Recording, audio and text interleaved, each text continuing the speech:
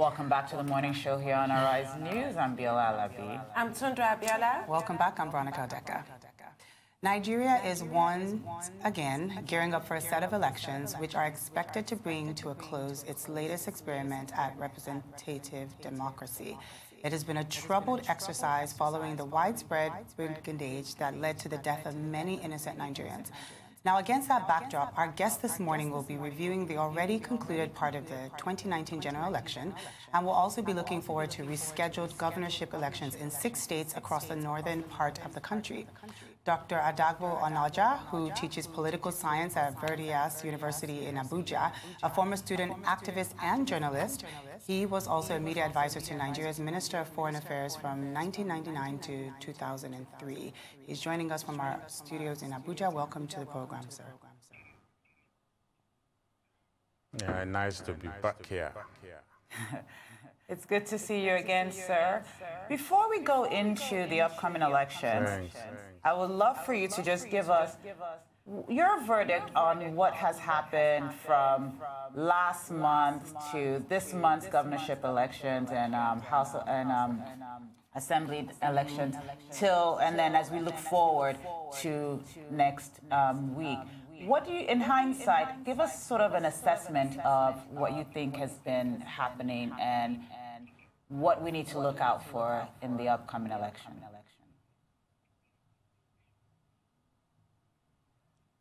Well, from where I stand, I believe what has been happening can be conceptualized in terms of the power elite and their adjustment mechanism in terms of who gets power at what particular time. Maybe that sounds academic, but I can see a kind of juggling game going on where distribution of power is the issue on the table, and each group, each fraction of this class is deploying what it has. If people expected that there would be some kind of idealism from the man on the topmost layer of power, I think that has not happened, and everybody has degenerated to realism, the ability to muzzle his or her way in terms of getting what he or she wants, and the nation has not been at peace with that. I think that's what I see happening. If it were otherwise, if we have had somebody with moral authority presiding over the process, there wouldn't have been the chaos that we have witnessed, or that appears to have been the case. The level of violence, the incongruence, the notion of inconclusive elections on the scale it has happened. So I think we're having a situation where the struggle for power appears to have become too rugged for a society at the level of development and the level of mass consciousness as Nigeria. I just want to... That's what I see happening. I want to just ask you further. One of the things you said was around moral authority. When you're saying moral authority, are you referring to INEC? Are you referring to politicians? Are you referring to people at the polling booth? Where does this moral authority lie, and who has dropped the ball? No. I'm referring to the assumption, the ideal that the people who drafted, the 49 wise men who drafted the Constitution of Nigeria, the one we are using today, I'm referring to the assumption, the expectation they had that whoever is the president of Nigeria will become the father figure and will exercise both political authority and moral authority in terms of keeping things within the bounds of not law and order, but within the bounds of consensus. That has not happened. I'm not blaming the president as a person. I'm saying the situation in which he or everybody finds himself is such that nobody, not even the president, is in a position to calm the country and keep things within the bound that we expected, and so we have had violence. So there's a contradiction there. The father figure that the Constitution drafters imagined or expected has not happened. Why it has not happened is probably a subject of another study. It's not about one individual. I'm not attacking the president, or I don't have any problem attacking him, but in this case, I'm doing analysis. And I'm sure everybody will agree, because in 1978, that father figure image was very powerful in the imagination of the people who drafted the Constitution. Otherwise, you wouldn't have a situation where an individual, a human being, will be given the kind of power that is given to the president in the Nigerian Constitution. The only possible basis for that is this idealism that you need a unifier, a president of Nigeria who is also the father of the country. Maybe that is misplaced, and maybe what we need to be moving towards is more of a mother of the country rather than a father of the country. But that's neither here nor there. I'll let my colleagues carry on. Sir, having assessed the pulse of the nation and the developments that have happened within the polity, could it be said that Nigeria is ready for next week's rescheduled governorship election, especially in the 6 states, and assessing it as a whole within the country? Well, it doesn't have an alternative. The elections have to be concluded.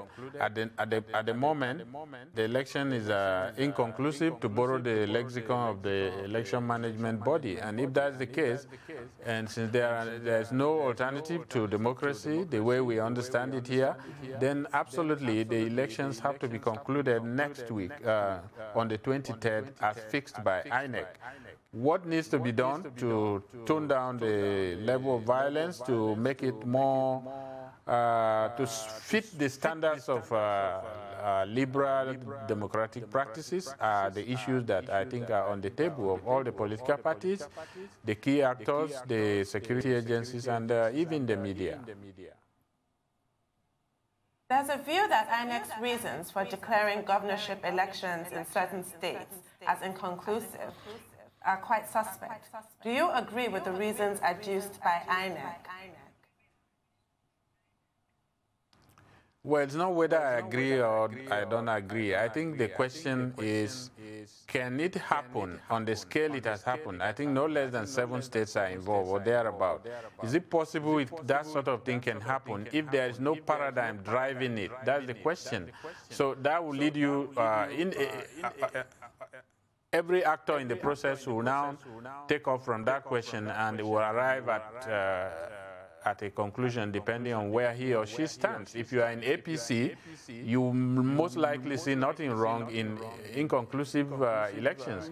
If you are in the other parties, you are probably going to think that the government is using the security forces and other advantages arising from control of apparatuses of rule to impose its own notion of democracy. So it's not going to be a consensus.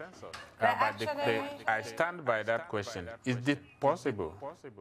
There are actually 6 states that have been declared inconclusive, and 1 state suspended, at this point suspended indefinitely. That's River State, because we have no dates for fresh elections in River State.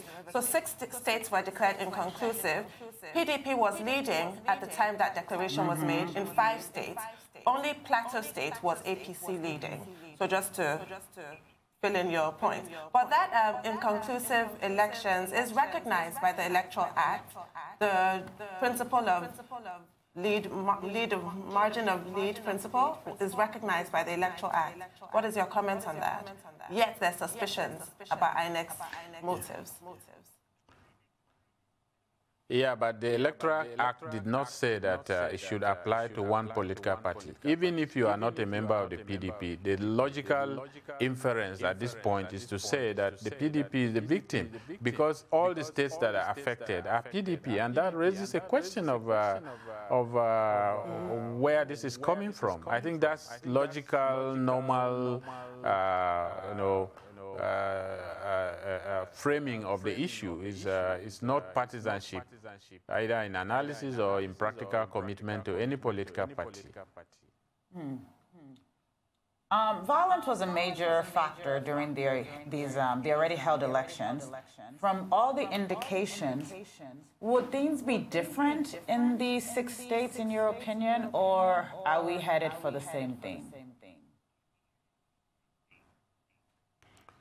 Well, well, whether we are heading for the same thing or not depends on the reflection that people might have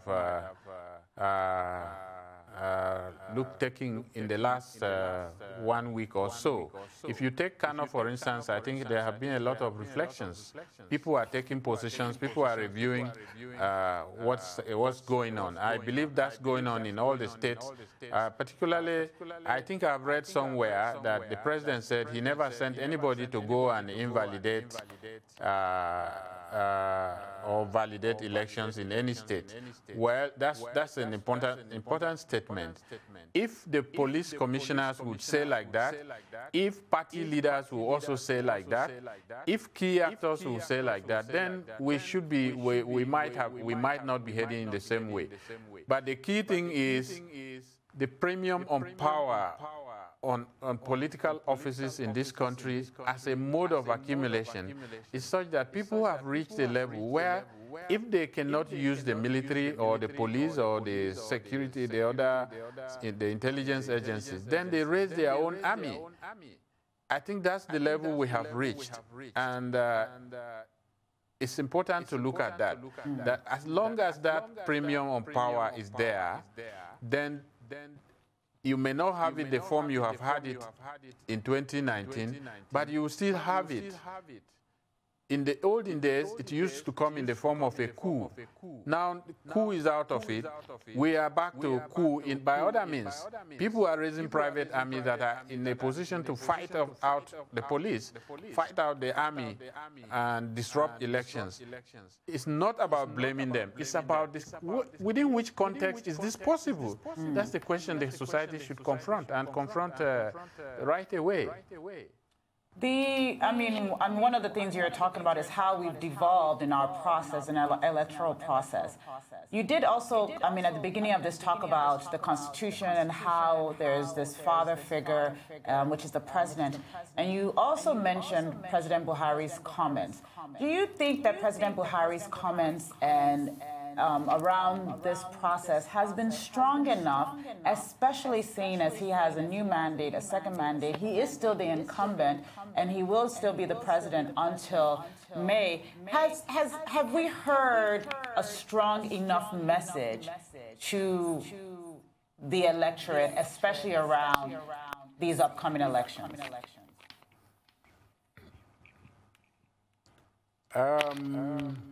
Well, I don't know whether it's strong or weak or strong enough intervention. What I do know is that in the circumstance, there are also other actors that can annul what the president said.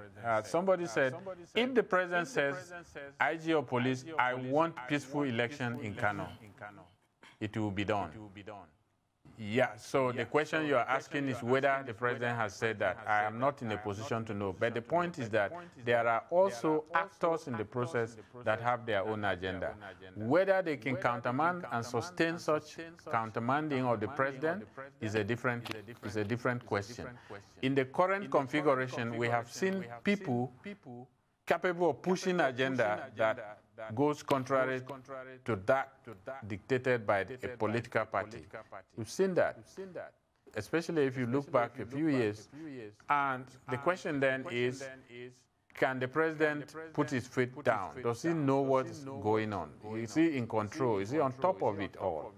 And is he disposed to a situation where this phenomenon of inconclusive elections, the way it is now, not the way it is in the Electoral Act, the number, the scale, and the fear, the fact that it's only one political party that is Is he in the mood to? I mean, it's very difficult for any individual to say, yes, the president is going to do that. I don't work with the president. I don't know what he's thinking about this crisis. I only quoted the state to illustrate the point that it has gone to the level where the president himself is concerned to the point of issuing that statement. Whether it's true or not, whether it's weak or strong, I'm not in a position to know, and I'm not sure that can be a conclusive intervention from the president's side. I don't believe it's about being conclusive. What I'm trying to get from you is when you look at the context of the role of president, which you have so eloquently said was a father of the nation and a unifier, do you believe that leading into these new set of elections, we're getting the right message from Aso Rock? That's all. No. I think we are not getting it, and we have not been getting it. We expected the father figure image is a very powerful consciousness in Nigeria, and not only in Nigeria, in most pre-industrial societies. That's a given, sociological given. The tragedy, however, is that in 1979, people expected that. Did they get it? Is a question. In 2011, people expected that. When Jonathan raised Dr. Jonathan Goodluck raised the very hair-raising cliche of the guy who did not wear shoes, who did not have shoes. The father figure thing came up very powerfully. And now, President Buhari has the highest rating in terms of the father figure because of the image he came to power with. What is empirically observable is that he too has become a politician. That's what I hear people say. So the father figure theory has not worked. Thank you. Yes. So, Dr. Onoja, you talked a little bit about Kano, but I wanted to go a little further in that. What do you expect to happen in Kano with the PDP candidate in the lead and the Concosia movement already activated to defend their expected victory? What can we see here? Well, we can see serious a fight to finish kind of situation where two combatants are precariously balanced to go for the kill. I think the interventions that we can observe in Kano over the last 1 week are all aimed at preventing that because they know the consequences. If violence develops, Kano will be destroyed. It will take time to rebuild, and I think the top elite, the NGOs and elders have been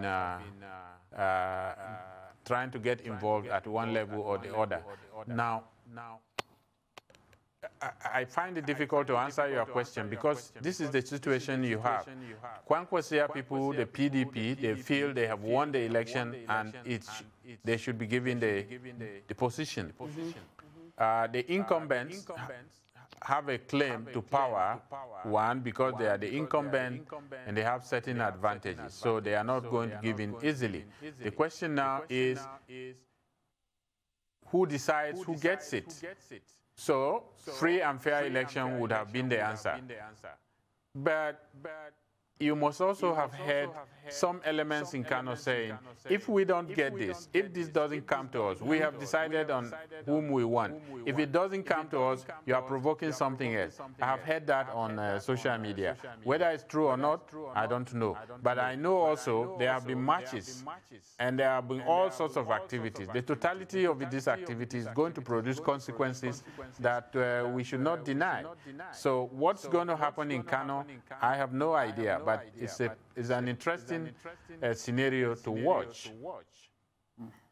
So looking at Sokoto, where it's actually the incumbent governor, Tambuwal, who has to be subjected, in his view, to this rerun in the upcoming weekend, he seems to take your view that even though the margin of lead principle is recognized by the Electoral Act and what have you, he feels wronged, and he feels that INEC is not being the impartial umpire that they ought to be. And he's approached the courts in this regard. He was leading, and he wants to be declared governor. You have already addressed this, but I want to know what your view is. What do you, while speculating, what do you think will happen in Sokoto with the lead of the incumbents as at the time the elections were declared inconclusive?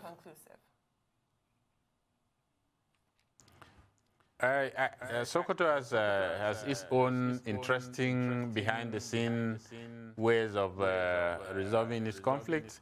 Whether it will work this time is something to watch out for. But I found the view of the governor interesting. One, he's a lawyer himself, and two, he has been head of a section of the National Assembly, which means he is informed in what he's talking about. He must have presided over the making of one version or the other of the Electoral Act previously, which means he is a voice that the nation should take in seriously when he says this is not what the Electoral Act thought about in terms of whether an election is inconclusive or not, or otherwise. So what will happen in Sokoto, I believe that Tambuwa's location in Nigerian politics is such that it is very unlikely that he can be pushed out.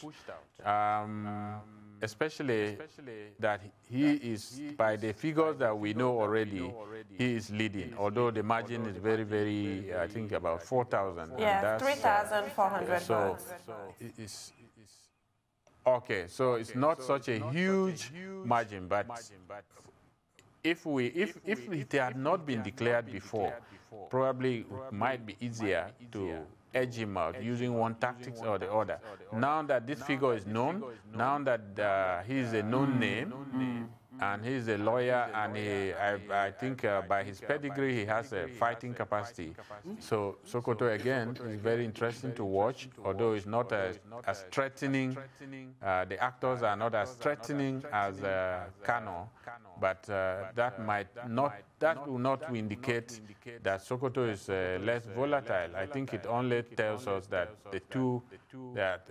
it's a matter of approaches to confronting what is unfolding by the different constituencies in the two states. One of the popular comments people have been making is that polling people will probably see quite a number of elected officials or people that have won either their seat in Senate or their state at some of these polling units as party observers in the states that we're talking about. Do you believe that this is going to be the case? For example, people like Dino Malaye being at party observers at polling units. What should we expect actually at these polling units from party observers? And can we expect that to be peaceful? Yes, I think that looks like one of the mechanisms by which the inconclusiveness can be resolved. I saw a social media posting where in Benue, where another inconclusive state, David Mark, Gabriel Suswan, I think Yoshia, all the big names were mentioned. They said these are going to be the polling agents for the PDP in the coming at this point you can't bring them.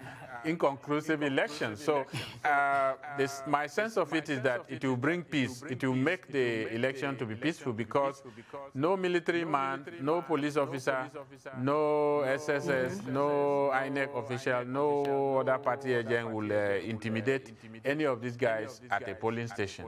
And if that goes on in Kano, in Sokoto, in Plateau, then I see a situation whereby everything should fall into place. Yes. Unless the polling booth and the INEC is no longer where the results of the elections are going to be taken. Otherwise, I don't see a situation where David Mark is standing somewhere, Gabriel Suswan is standing here, and then somebody will come and say a corporal or this thing, assuming that's what they are doing, or some thugs will come and then try to disrupt a process. Staying on and if they supervised an election, if they were party agents, then naturally they will keep an eye on what INEC does. So probably that's an innovation that's coming in. Okay. I guess we'll keep our eyes open and look out for that, and hopefully, like you said, that will make the process more peaceful. But staying in Benue, I wanted to ask you if you think Governor Samuel Ortom stands any chance of holding things up in Benue State, especially with the current developments. Well, in Nigerian politics, anything can happen. I don't think anybody has a better claim in an automatic sense than he himself. He's an incumbent. He has been in politics all his life. He has been a local government chairman, party secretary, party official, the national minister, and so on and so forth. I think what is being used against him is, or rather not used against him, what's really his problem is that he's owing salaries. And if you are owing salaries in a place like Benue, which has no big market, no industries, then that's a big problem. It's a big minus. But he also has an interesting narrative. They call him defender of the Benue Valley, and that has a deep meaning for people who are observing him. So the way they deploy that, and then the advantage of incumbency, and so could give him victory. On the other hand, they have a fascinating APC governor. He could have been on any other party. It doesn't matter. He will still be fascinating. Why is he fascinating? He's a populist, and his marital profile has enhanced inclusiveness, inherent inclusiveness in relation to politics in Benue. So Benue has, I think, an unusual combination, very irresistible, very appealing candidates when you assess them all. And so if we have a free and fair election, who of these will win? I don't know who will win, but I think I will not be shocked if Ortom gets it, but I will also not be shocked if Emmanuel Jime of the APC gets it. I think as it is, democracy, Benue is where to look out for democracy, and that's why I'm excited by if APC could also deploy people of title, people of pedigree, people of standing, so that we take out rigging from the election in Benue and let whoever emerges be such that we'll say, okay, he is the choice of the people, and if the people moves in a particular way, then that's their wisdom, and we cannot challenge their wisdom, so that whoever wins would have genuinely won. As it is, that's contested. Well, this is really interesting, your analysis on Benue State. This has been consistent over the last 3 weeks when we've talked to analysts, and that is basically people have said that the two candidates are sitting at 50-50 and also said too close to call. So this is extremely consistent with what other analysts have said about Benue State. That's interesting to hear, because I have focused, well, of course, because I'm from Benue, and also because I'm a social scientist. Benue has been very interesting to me because of the nature of the candidates. I'm not, when I say defender of Benue Valley, I mean that's the discourse they are deploying. I'm not sanctioning or condemning or this thing.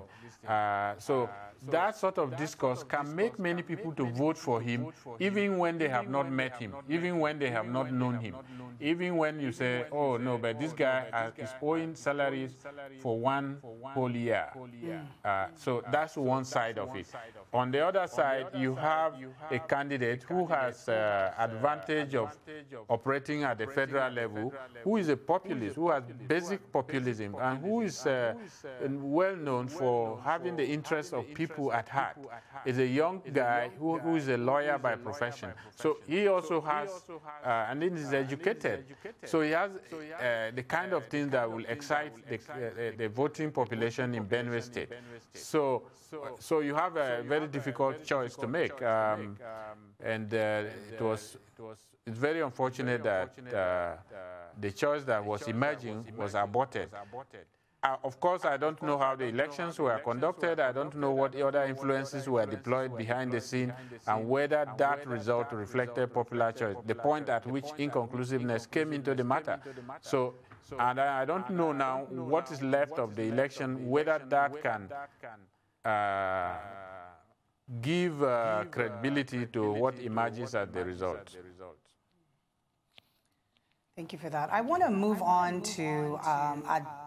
Adamo State.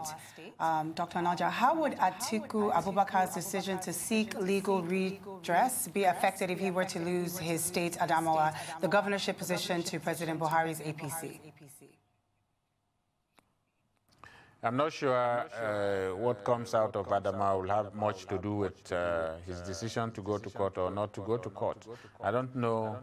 I don't think that is much. That's going to have much to do. I think the problem in Adamo is the claims that each of the two contestants have. It's not strictly the governorship. The governorship is under a different paradigm. Adamo is part of the old Northeast, where President Buhari has served and has his own constituency. Adamo is also the home state of the PDP presidential candidate, so it's a battleground inherently, even without inconclusiveness and otherwise. Now, so this, I think, is what is playing out. And of course, if APC can win the state, it gives them the advantage of saying, well, even this man who wants to be president is not accepted in his home state. If PDP could win, they can also use it and say, well, the presidential candidate is in control of his home state. So Adamo has value other than just number of votes cast and all that. There are too many issues playing out. I have two questions for you, Dr. Onoja. First of all, what do you make of the situation in Bauchi State? People are calling me doctor. Somebody will take me to court. Would you rather be called Mr. Onoja? Yeah, I'm just Mr. Onoja. Mr. Onoja, pardon me. So the situation in Bauchi State, where Bala Mohammed of PDP was leading by quite a small margin, how do you call that election? Fortunately, I don't have much details about Bauchi State. I think my analysis about Adamo also comes in. I think the people need to understand the intensity of the contestation between the president and the challenger, and how that is playing out in the Northeast. In Bauchi, I think I'm sure the governor will not like me for saying this, but I think he has not been. He has been a bit lackluster. That's the impression. That's what I get when I now. But like Kano, he doesn't want to be defeated. Nobody in power wants to be defeated. So that's in contest. At the same time, PDP would appear to have gained some leverage. You have a former minister contesting, and so he's been a power. And then, of course, the election became inconclusive. And it follows the same pattern, where a PDP candidate is winning. I don't know how the election went, how the campaign went, but then what we know, what we heard, what we saw, a PDP candidate is leading, and then suddenly it's inconclusive. It follows the same pattern. And naturally, the logical inference people will make is, this is the story. Now, neither INEC nor the other actors have come out clearly to create a distinction between the inconclusiveness of election in Bauchi and the suspicion that the inconclusiveness has attracted from popular reasoning. Well, INEC may feel that even though 5 of the states declared inconclusive had PDP in the lead, the one that had APC in the lead by 45,000 votes, rounding it up, that was being led by APC. So they might think that we should give them the benefit of the doubt in that score. But that leads me to my second question. Another measure that's been introduced by INEC is the withholding of certificates of return as a punitive measure or as a deterrent for future electoral malpractice. What is your opinion on this? Is this effective? Well, I think that's one of the things that INEC ought to have been doing, and I commend them for that. The question, however, is what is the guarantee that it is not the securitization of the candidates that at the receiving end at this time? It is great to hail that decision, to say, yeah, I have argued on a different channel that there are certain things that ought not to be taken to court. INEC is the election management body. There are certain things when an election stalls, which INEC should correct, which INEC should develop the mechanism to correct. Maybe that's one of it, and I am in support of that. The question, however, is supposing this deployment of that strategy has been influenced by something other than the result of the election.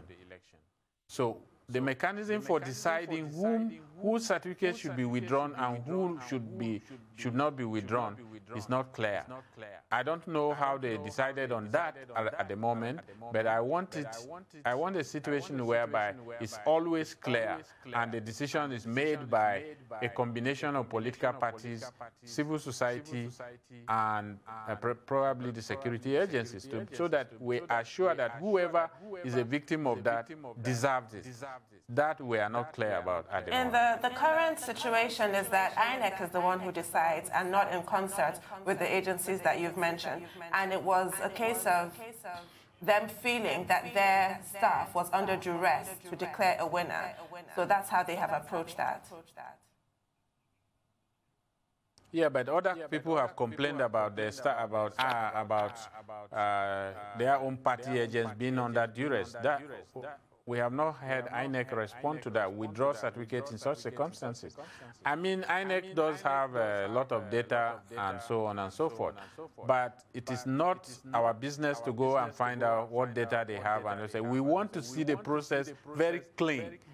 Now, so that the cleanness of the process will mean that people will now stop trying to cut corners in winning elections, because they know that INEC has the power and the moral authority to withdraw their certificate. That would be great, but let us see the process unfold in such a clean pattern. There's nothing there to fear. Bring civil society, bring the media, bring the police, and make sure so that if your certificate is withheld or denied you, everybody say, yeah, this is what you did, and this is why it has been done. That will strengthen democracy and democratic practices. I think that would be a great day for Nigeria. Yeah, transparency is important. Thank you so much. I do have one last question for you. As we sort of take a reflective look on what's happened last month and also so far, what do you think how do you think history will judge us about this current electoral process? I think history will take note. Well, I told you before, I'm a teacher, and I'll take it from that point. Someone else will take it differently. My sense of your question is, one, history will take note of the fact that the power elite in Nigeria lacks consensus. Why do they need a consensus? They need a consensus because every society is the elite who rule. Because they in fact rule, right? Now, if they rule, then it means they must protect the privileges that comes with ruling. And how do they protect that? It means that, yes, Obasanjo and Buhari, Obasanjo and T.Y. Danjuma, this and that will be quarreling, but they will have a minimum, a consensus that if the quarrel goes beyond this, we must stop the quarrel. Otherwise, we challenge the authority of the elite, the power status of the elite, and they can lose that in a revolution, in an uprising, in a protest, and so on and so forth. So elite consensus is very important. Right now, there is no consensus in Nigeria. I don't think we even understand it properly and why it's necessary. Why is it that in Britain, they change things according to a certain pattern? It's so that there is no prolonged exclusion as to antagonize any contentious forces to obstruct the stability that they enjoy. That's one. The second point that history will record is that our approach to politics and power is not hegemonic. It's still coercive. We form armies, we form private armies, we form thugs to go and capture power, which means, what does that tell us? That tells us that the level of development of the elite is still not high. It's still at the crude level.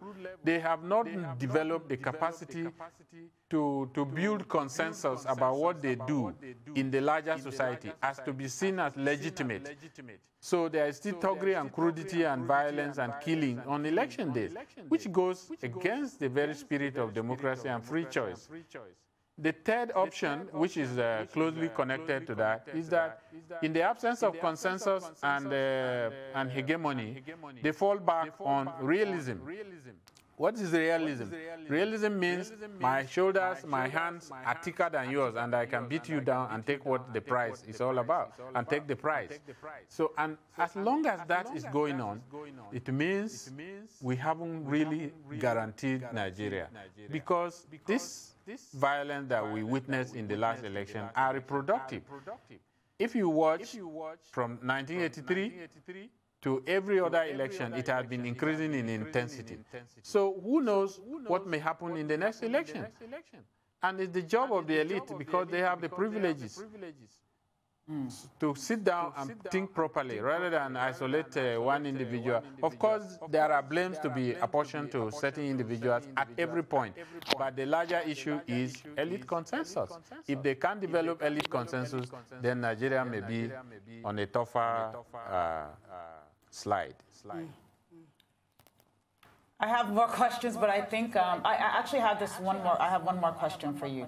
In taking, I mean, based on what you've said, and taking a post-mortem look at what's happening in Rivers and the fact that Rivers has now been suspended indefinitely, do you think if we were to go back and look at the process that led us here regarding Rivers and the fact that having parties not have a candidate has significantly contributed to the violence, do you believe that different decisions should have been made by INEC in spite of the qualification issues for candidates for the opposition party in Rivers? What is your opinion, sort of, based on what you've said now? I'm just thinking back, if we were to go back to say, how can we have done things differently in Rivers? I guess that's my question. Yeah, you mentioned INEC. I want to add the presidency to it. I want to add actually the president. In a place like in the election, in a case of Rivers State, where you know everybody knows the pattern of animosity that has developed. It is the breaking out of people who used to work together. The combatants, the signifiers in this combat are Rotimi Amechi, the Minister for Transport, and the Governor of Rivers State. These two people have worked together. They know their own details. Now, the only way to solve this problem, to produce peace, would have been for a higher authority to say, gentlemen, I'm not going to allow you guys to take Nigeria down. It's either you take them out of the contest and produce peace in some way. Only power can resolve that sort of thing. Otherwise, there is nothing that will stop the two of them from fighting, because ego is involved, a prize is on the table. Two things that are non-negotiable to most people. So it's not enough to say the governor is violent or the minister is violent. It is up to the society to say, no, we are not going to allow the two of you to set the whole place on fire. Now, I don't think that has been done. Democracy is not madness. It does not allow for where you see very clear balance of terror to reign out and to allow it to play out. That, I think, has been a major failure.